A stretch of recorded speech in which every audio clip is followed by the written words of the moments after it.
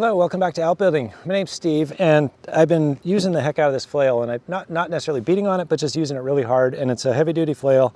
I've been backing it into giant, tall sets of bramble and things that just take a lot of, it takes a lot of abuse, but it's also dishing out a lot of abuse. I've been able to manage a road, a meadow, a bunch of fields, and we're sort of reclaiming invasive species that have taken over some areas and getting that cleared out for tree planting.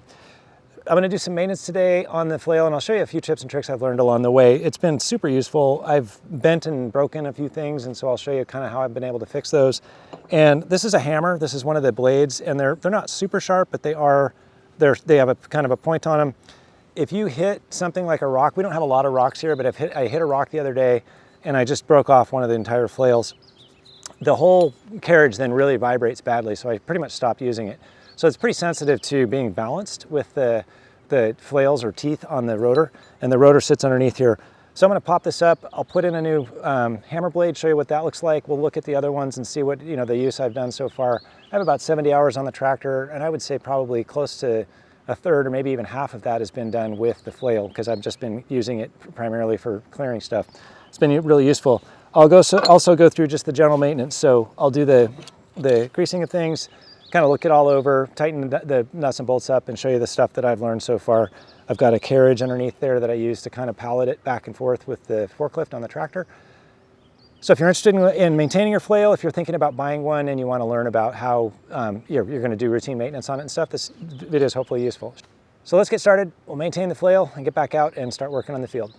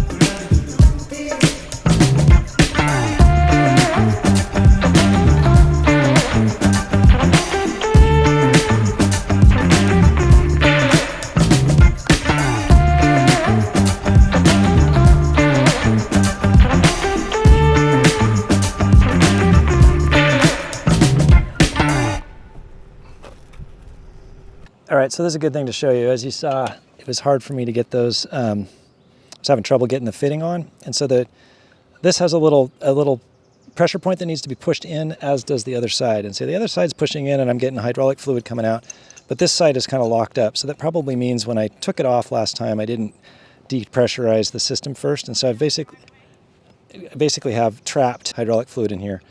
So I'm going to just crack this open a little bit, and it should free it up so that I can close it up and put it on. And that's all it'll take, is just let a little bit of the fluid out, and it'll back off the pressure in there.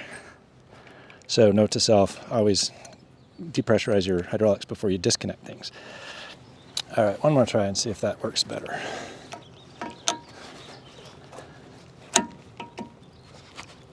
There it goes. So that'll help me remember that next time. All right, we're all good. All right, so now I got the 3-point hooked up in the hydraulics, and I'm gonna lift it up. I've got a little pallet I'll show you that's been really useful for just being able to sort of fork the flail in and out of the shed. So I'll lift it up here, and since I need to get underneath there to get at that missing hammer tooth, I'm gonna lift it up, and I'm gonna block it up with some other wood here.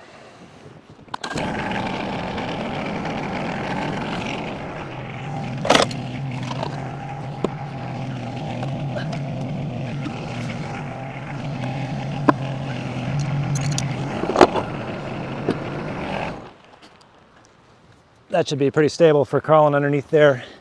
And this is this little pallet I made. It's just 4x4s on the bottom, a couple 2x4s, and then 2 little registration skids on the edge. And this is really kind of nice.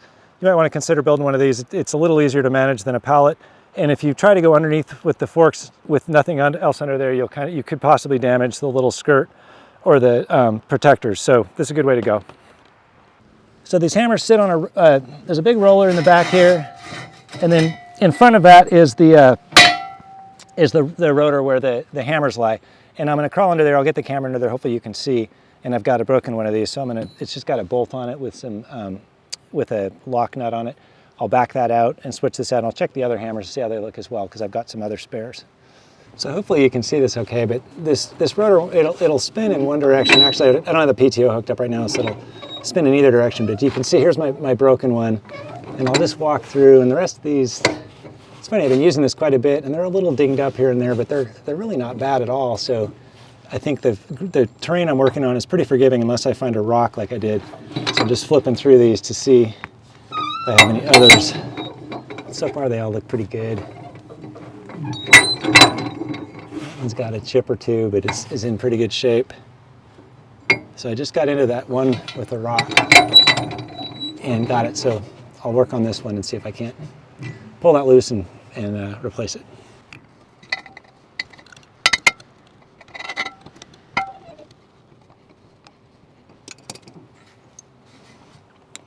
All right, and then with that loose, I can just pull this pin, drop it out, and add my new one back in, make sure I orient it the right way.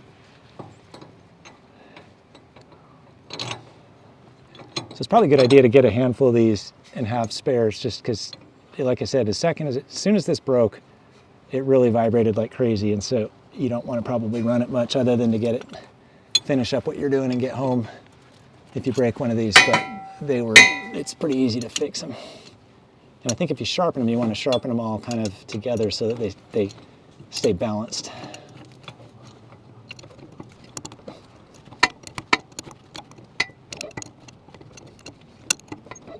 And then while I'm under here, I'll just check, just visually make sure that there's enough, that there's the same amount of thread on each of these and that none of them are spinning loose. They're meant to kind of spin a little, so they don't need to be super tight, but just checking them all.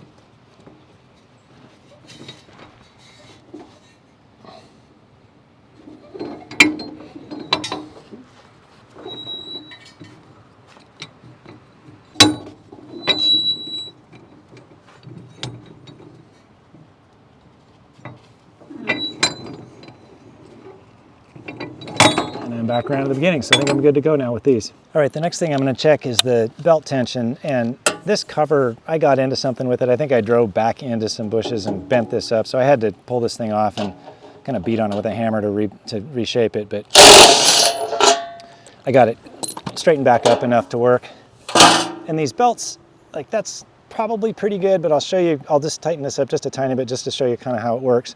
When I bought this, these little Allen wrenches, which hold these pulleys on, or Allen bolts rather, were a little loose, and they gave me lock nuts, the manufacturer did, so make sure those are all snugged up. These all look good now. They were literally hand loose before.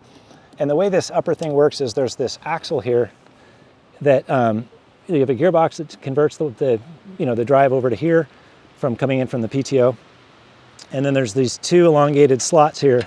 And one of those is actually loose for me, so it needs to be tightened up anyway. So I'll tension this and tighten that back up.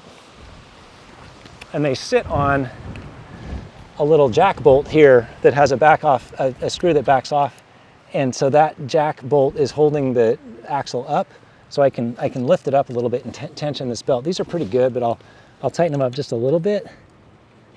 So by opening this up or lifting it up, I'm tensioning the belt. And the belts do wear in a little bit. I wore out my first set, as you saw in one of my earlier videos, but they work now. And then you want to tighten up the locking bolt, which was loose on mine. And then this is loose for me, both of these. So the jack was what was holding it together. So it's good to check all these bolts, make sure everything's tight.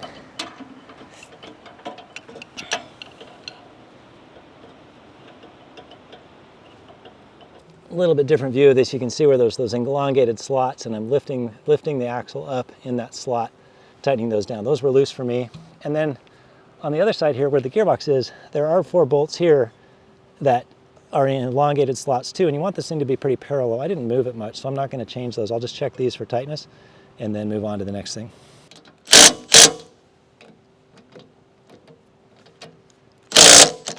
And then inside, depending on how your system's set up, you're going to have lubrication points.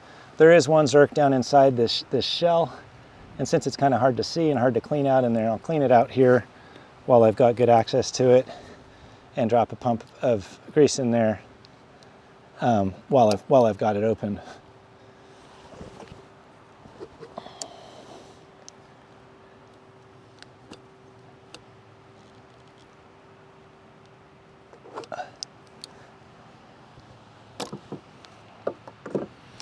And then I can put the lid back on it. And like I said, this got kind of beat up and worn, but it was easy to kind of pound back out and get it to fit in here again.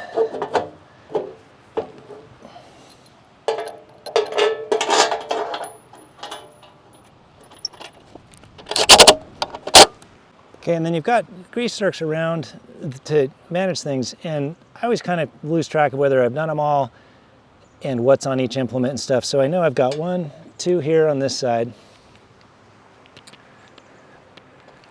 I've got 2 on this side, so that's 4 total. I've got 1 across the axle, that's 5. And then I've got this carriage for hydraulic offset, so that's 6, 7, 8, 9. So I think it's a good idea to just take a Sharpie and say, just label how many zerks you've got. Then when you come back to this weeks from now and I want to grease it, I can just count 1, 2, 3, 4, 5, 6, 7, 8, 9 and know I've hit them all. And that's just easier for me.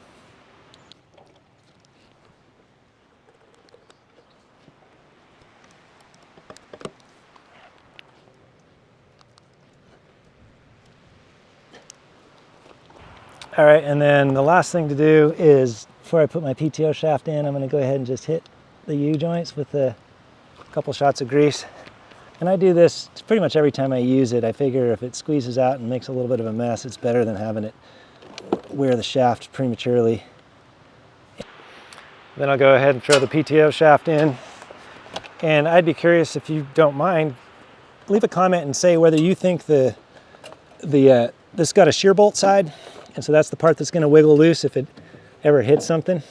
I always put that on the implement because I figure I'd rather have the implement get trashed than the back end of my tractor. So I'm curious what people think, whether they put the shear bolt portion of their PTO shaft on the implement side or the tractor side. Leave a comment.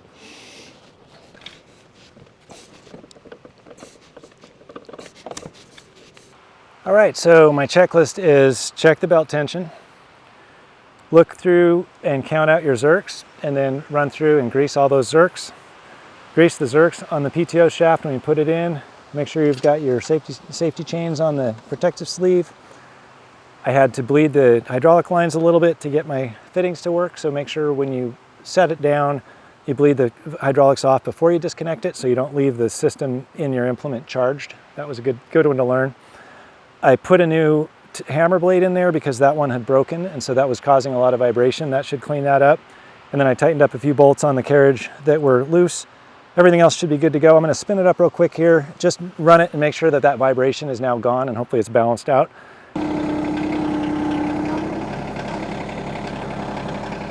So I'll check my back and forth just to make sure that that's working. Nothing's binding. Just pop the safety chain off. That happens every time I do this. So I'll put that back on. But otherwise it's working pretty well. Working that grease I just added. My top link, that lets me change the angle of attack with this, so that's really nice. And then I'll spin it up and check for balance on that rotor.